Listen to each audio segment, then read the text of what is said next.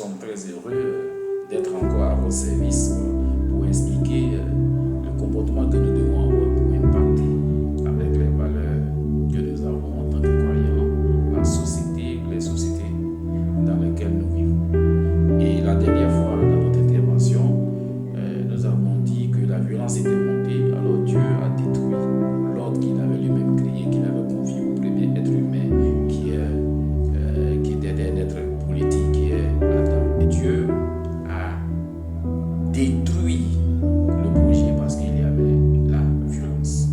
Dans ce texte, nous allons voir la suite, comment est-ce que Dieu établit un nouvel ordre. Et je vais me référer au texte de la Genèse chapitre 9, le verset 7 qui nous dit ceci: pour vous, soyez féconds, multipliez, pullulez sur la terre et dominez. Vous voyez, la domination revient ici, encore le mot revient ici. Et cette domination, comme on l'a dit avec Adam, est redonnée à une autre personne qu'on appelle Noé, après la destruction.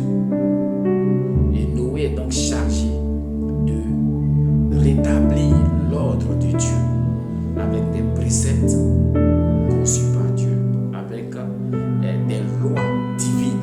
Il doit encore dominer sous la présence de Dieu. Et c'est ce qu'il fait. Et il a reçu une garantie, c'est que Dieu, dans une alliance, a décidé de ne plus détruire la terre. Et donc, le projet de la destruction de la terre ne suffira pas. Mais le projet de Dieu doit continuer avec Noé et avec les descendants et qui vont suivre. C'est pour cette raison que ce Noé avait une compétence qu'avait aussi, comment il s'appelle, celui de Adam. Et Noé avait donc la sagesse. Et c'est, quand on dit dominer, c'est la sagesse que Dieu accorde pour qu'on puisse diriger l'ordre qu'il a conçu.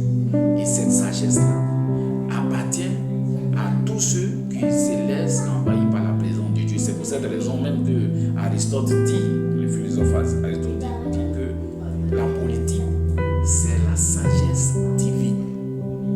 Et vous dit que tous ceux qui pratiquent la politique ont une sagesse. Et cette sagesse-là, elle est divine parce qu'elle consiste à maintenir et à agir sur l'ordre de Dieu pour que l'homme soit satisfait. Et donc c'est Thomas qui dit c'est du propre des sages que d'ordonner. Là où il y a le sage, il doit ordonner. Et là où il y a de l'ordre, c'est qu'il y a un sage qui a mis l'ordre.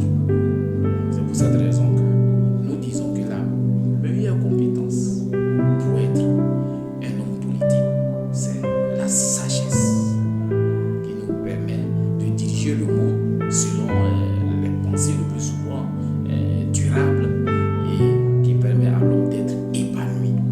Vous voyez ici que